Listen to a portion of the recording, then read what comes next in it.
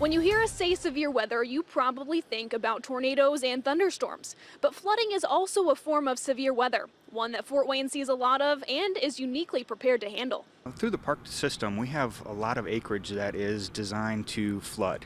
After the flood of 1982, the city of Fort Wayne started buying houses in flood-prone areas. Some of those areas were then converted to parks. The idea of the parks being where they are is so homes don't flood, and that's why we are where we are. This map shows an aerial view of all the green space downtown and the areas most likely to flood along our rivers. But river flooding isn't the only concern for the city. Too much rain will also cause flooding in some areas. Several days before a storm hits Fort Wayne, city engineers start watching the weather. So we know it's going to rain, so we start looking at the weather forecast to see how much rain we're going to get, what the intensities are going to be, so we know, where to go out and inspect in the field to see if we're going to have problems. We look at the river stage information to see if we're going to start having flooding issues.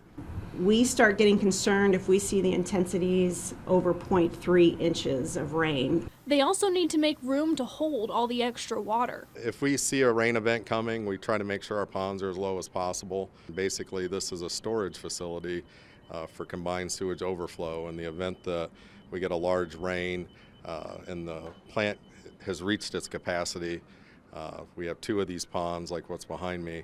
Each pond can hold about 144 million gallons. That's about 12 feet deep. Not many towns have actual CSO storage facilities as large as what we have, so it's something great that we do have it. When the weather actually hits, it's important for the team to be out in the field, seeing how the rain affects neighborhoods. We go out and we look at areas such as this to make sure that, hey, we've built a project. Is it working? Do we have any issues? Do we need to come out and tweak what we're doing?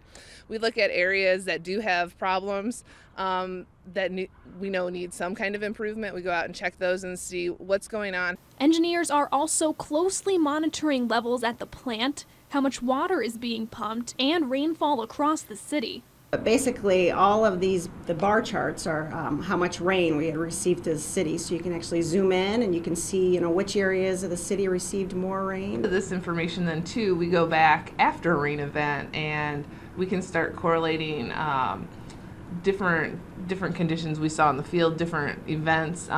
Hey, something happened in this location. What kind of rainfall did we have with it that maybe would have triggered this that we haven't seen before? So now you've seen Fort Wayne's severe weather plan, but it's also important to know your own severe weather plan.